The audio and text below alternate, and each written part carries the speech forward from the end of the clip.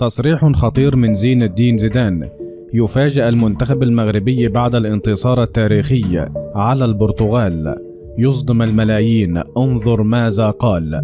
ولكن قبل أن نبدأ، عطر أفواهك بذكر الله والصلاة والسلام على سيدنا محمد عليه أفضل الصلاة والسلام.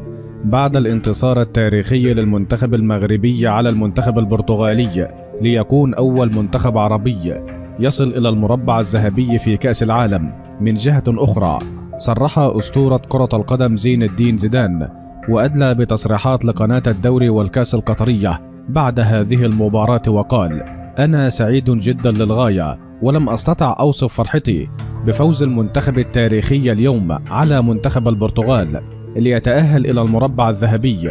سعادة ما بعدها سعادة أن يفوز المنتخب العربي بهذه المباراة التاريخية.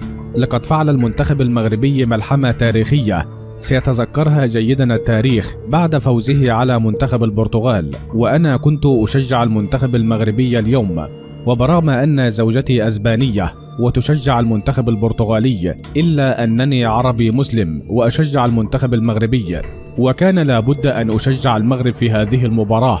لقد رفعوا رؤوس أفريقيا والعرب في هذه المباراة، وأتوقع أن يصل المنتخب المغربي إلى النهائي، لأنه ليس أقل من المنتخب الأسباني أو المنتخب البرتغالي. وأتمنى أن يصل المنتخب المغربي إلى نهائي كأس العالم ليكون إنجازا جديدا للقارة الإفريقية والعرب. فهذا المونديال هو مونديال المعجزات، فهنيئا للمغرب وهنيئا لأهل المغرب بهذا الفوز التاريخي. وفي النهاية ادعوا معي للمنتخب المغربي. اللهم انصر المنتخب المغربي، اللهم اجعله يلقب بكأس العالم، اللهم انصر المسلمين والعرب والأمازيغ، اللهم آمين يا رب العالمين. وفي النهاية، لو أنت محب للمنتخب المغربي اضغط لايك على هذا الفيديو، ولا تنسى الاشتراك في القناة ليصلكم كل ما هو جديد.